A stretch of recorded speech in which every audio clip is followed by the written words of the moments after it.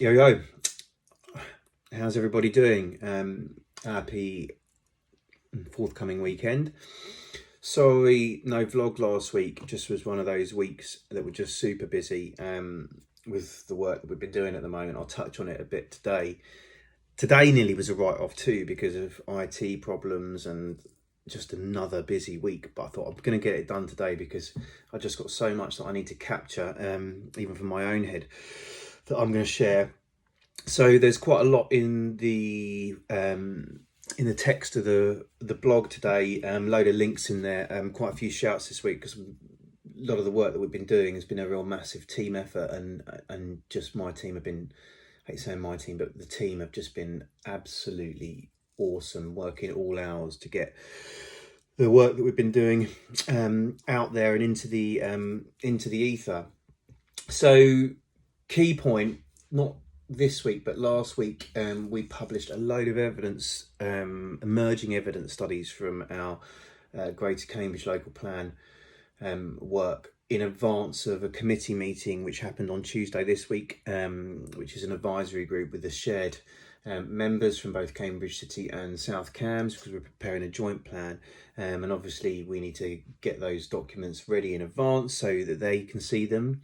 And it just brought together the headlines from all of the emerging studies that we're doing to take our baseline forward for developing the Greater Cambridge Local Plan. And again, you know, this is a massive team effort.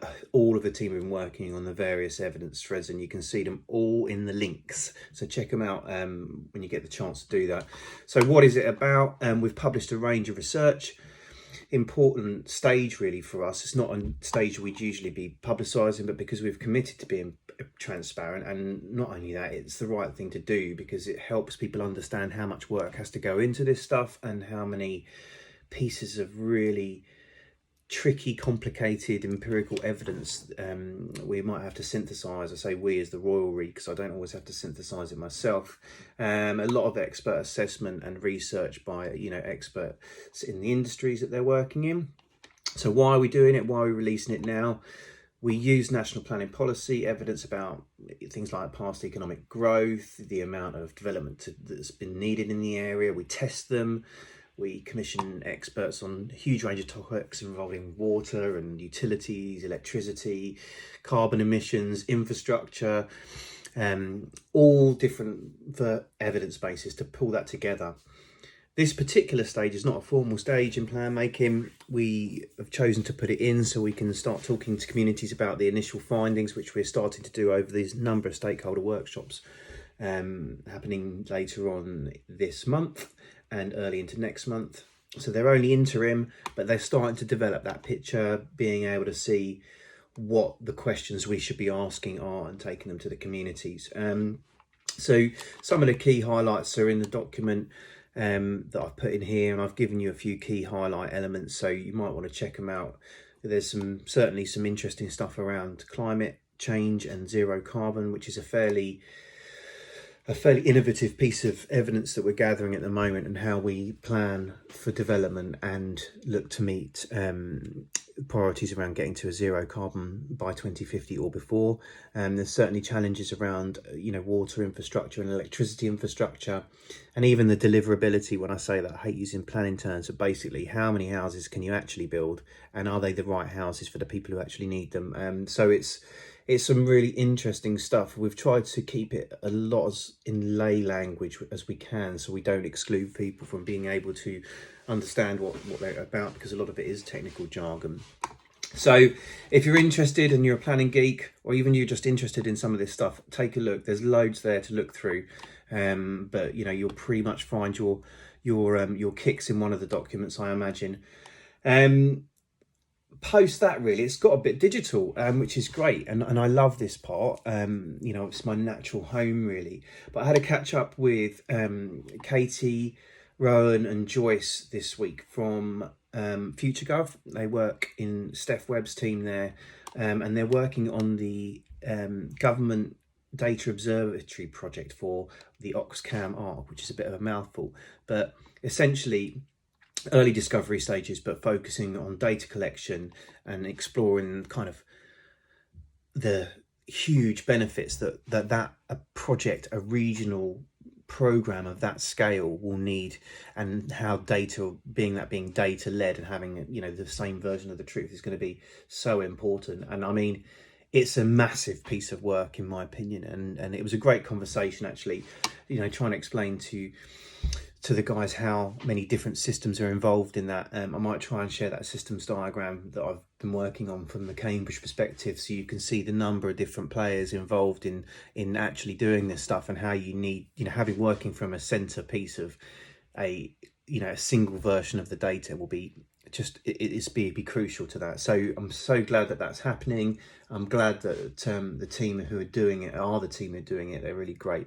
Know a lot of them as well down at FutureGov, and know Steph pretty well as well.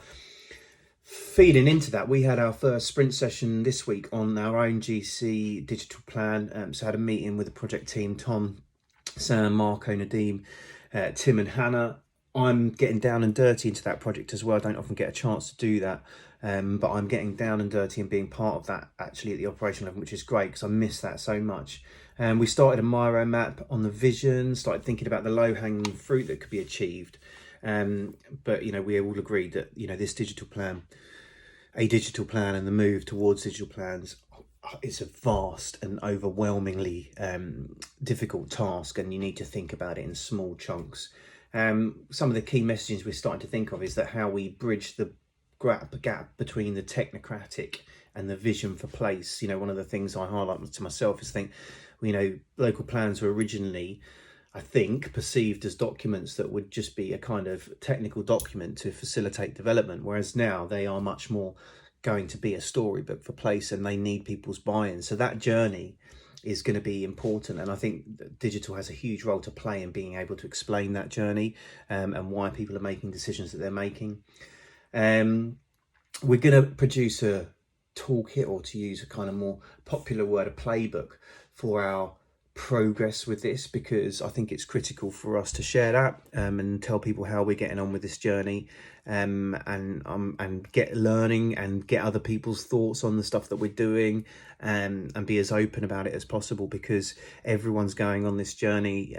We're just starting now, but, you know, others will be on it or will be going through it too. So really keen to be open about it where we can. Obviously some parts we won't be able to, but as much of it as we can, we will. I'm going to do a load of shouts in the when I pull this out today, because there's so many people been involved in this last 2 weeks for me who, you know, we wouldn't have got to the stage we've got to if they weren't involved, and it just makes me always pretty overwhelmed by how much amazing talent, skills and commitment there is within local authorities, you know, as a whole, but certainly within my services. So I hope you all have a fantastic weekend. Sorry it's a long one, just 2 weeks catching up to do, so have a good one, be safe.